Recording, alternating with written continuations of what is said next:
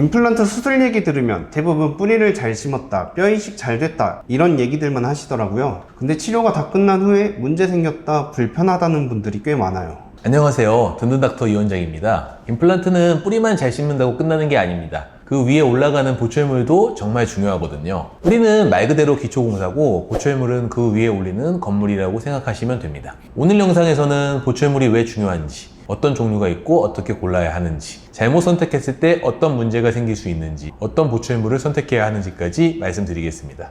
원장님, 임플란트 하면 뼈에 뿌리를 심는 수술만 생각하게 되잖아요. 근데 보철물이라는 것도 치료에서 중요한 역할을 한다고 들었어요. 맞아요. 임플란트는 단순히 뿌리만 심는 게 아니라 뿌리 역할을 하는 픽스처, 그 위에 연결해주는 어버트먼트, 그리고 실제로 치아 역할을 하는 보철물, 이렇게 세 가지가 하나의 구조로 작동합니다. 그럼 뿌리는 안에서 지탱해주는 역할이고 실제로 우리가 느끼는 건 위에 올라간 보철물인 거네요. 그렇죠. 픽스처가 기초공사라면 보철물은 집의 마감재 같은 거예요. 픽스처가 아무리 튼튼해도 보철물이 잘 맞지 않거나 부적절하면 전체 임플란트 시스템이 부담이 가거나 사용감이 떨어질 수 있어요. 환자 입장에서는 결국 씹고 보이고 닿는 건 전부 보철물이기 때문이죠. 네, 실제로 씹는 힘, 교합 상태, 신미성에 영향을 주는 건 대부분 보철물이에요. 그래서 수술이 잘 되더라도 보철물 설계가 부적절하면 결국 픽스처에도 무리가 가고 수명에도 영향을 줄 수 있죠. 그러면 보철물도 환자마다 맞춤형으로 선택하는 건가요? 그럼요. 재료도 다양하고 교합 상태나 주변 치아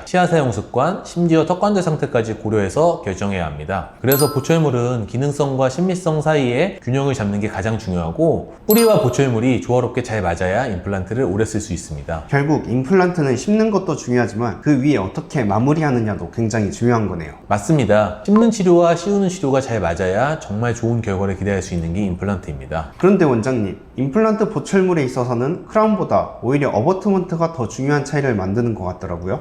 아주 정확한 포인트예요. 사실 요즘 크라운은 대부분 지르코니아 크라운으로 통일되는 추세라 큰 차별성이 없지만, 어버트먼트는 커스텀 어버트먼트를 쓰느냐 기성 어버트먼트를 쓰느냐에 따라 임플란트의 적합도와 장기적인 예후가 크게 달라질 수 있어요. 두 가지는 어떻게 다른가요? 기성 어버트먼트는 공장에서 미리 만들어진 표준형 제품이에요. 단가가 저렴하고 빠르게 장착할 수 있다는 장점이 있지만 환자의 잇몸 형태나 픽스처 각도에 정확하게 맞추기는 어렵죠. 그 결과 보철물의 가장자리나 적합 부위에서 음식물이 끼거나 잇몸 염증이 생기기 쉬워요. 반면 커스텀 어버트먼트는 환자의 구강 스캔 데이터를 바탕으로 개인별 맞춤 설계를 통해 정밀하게 제작되기 때문에 잇몸과의 적합도나 신미성이 뛰어납니다. 특히 앞니처럼 심미적인 부위에서는 커스텀 어버트먼트가 거의 필수라고 보시면 됩니다. 기성 어버트먼트는 기성 양복과 비슷하고 커스텀 어버트먼트는 맞춤 양복과 비슷하다고 생각하면 되겠네요. 그럼 기능성과 위생면에서도 커스텀 쪽이 유리한 거네요? 맞습니다. 커스텀 어버트먼트는 잇몸을 자연스럽게 지지하고 음식물 잔류를 최소화해 장기적인 염증 예방에 유리하죠.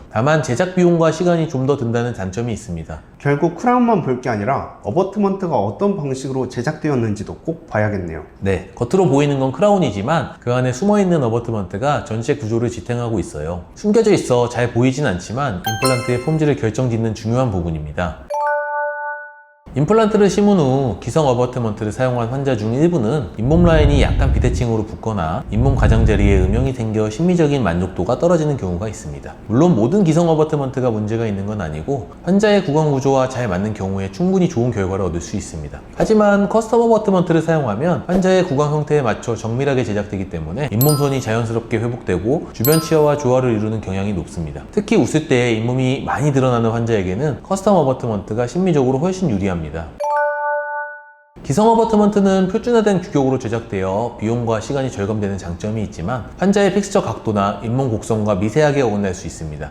이로 인해 보철물 경계에 작은 틈이 생기고 음식물 잔여물이 끼거나 위생관리에 불리한 구조가 될 수 있습니다. 반면 커스텀 어버트먼트는 정밀하게 제작되어 이러한 부분을 보완해주고 장기적으로 위생과 염증 관리 면에서도 우수한 결과를 기대할 수 있습니다. 요즘 임플란트 크라운은 대부분 지르코니아로 제작되게 되는데 사실 지르코니아라고 다 같은 건 아닙니다. 어떤 지르코니아 블럭을 사용하느냐에 따라 강도나 내구성, 신미성이 크게 달라질 수 있어요. 저가형 지르코니아 블럭은 표면 강도가 약하고 내부 균열이 쉽게 생겨서 깨지거나 파절되는 위험이 더 높습니다. 또한 투명도나 색조 표현에서도 고급형 제품에 비해 자연치아와 차이가 날 수도 있죠. 반면 고품질 지르코니아 블럭은 강도와 내마모성이 우수하고 신미성도 훨씬 자연스럽기 때문에 특히 앞니나 심미 부위에 적합합니다. 따라서 지르코니아라고 해서 무조건 같은 제품이 아니라는 점, 어떤 블럭을 사용했는지도 중요한 체크 포인트입니다. 그럼 임플란트를 시술할 치과를 고려할 때 무조건 가격만을 싸게 하는 치과를 선택하는 건 위험할 수도 있겠네요.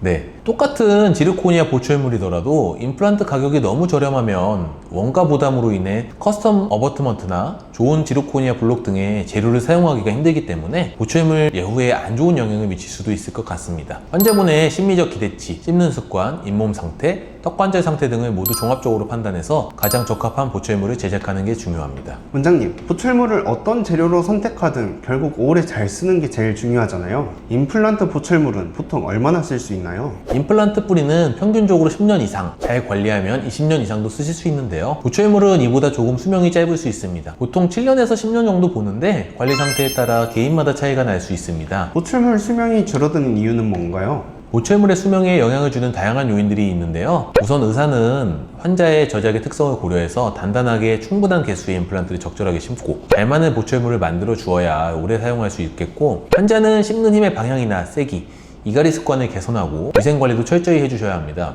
이를 갈거나 꽉 무는 습관이 있으면 보철물이 금방 깨지거나 느슨해질 수도 있습니다. 그럼 그냥 이를 살살 써야 하는 건가요? 그럴 수 있다면야 좋겠지만 현실적으로 어려운 부분이잖아요. 그래서 사용하시면서 주기적으로 정기점진을 잘 받으시는 게 좋겠습니다. 임플란트 뿌리는 안 아파도 보철물이 헐거워진다거나 나사가 풀리는 문제가 생길 수 있거든요. 이러한 사소한 부분을 조기에 체크해야 큰 문제 없이 보철물을 오래 쓸 수 있습니다. 혹시 보철물 때문에 염증이 생기거나 그런 일도 있나요? 네, 특히 보철물 주변에 플라그가 끼면 잇몸에 염증이 생길 수 있어요. 임플란트는 신경이 없기 때문에 통증이 없다가 나중에야 문제가 드러나는 경우도 많거든요. 그래서 칫솔질뿐만 아니라 시간 칫솔, 워터픽 같은 걸로 잇몸 주변을 깨끗하게 관리해 줄 것도 중요하고, 문제가 된다면 초기에 치과에서 치료받는 것이 정말 중요합니다. 그럼 원장님, 이런 보철물이 문제가 생기면 다시 교체할 수도 있나요? 물론이죠. 뿌리가 튼튼하다면 굳이 임플란트를 다시 할 필요 없이 보철물만 따로 교체할 수 있습니다. 그게 또 임플란트의 큰 장점 중 하나입니다. 그럼 보철물의 수명은 평소 관리 습관, 정기검진, 위생 상태에 따라 크게 달라진다는 거네요?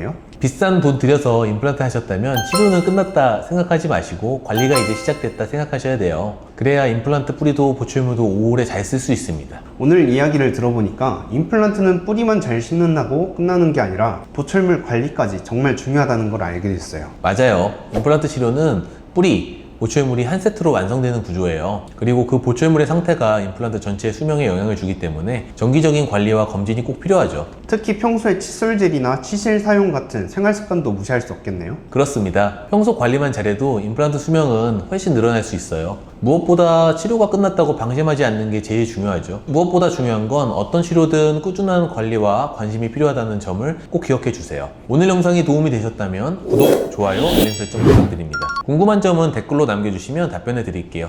감사합니다.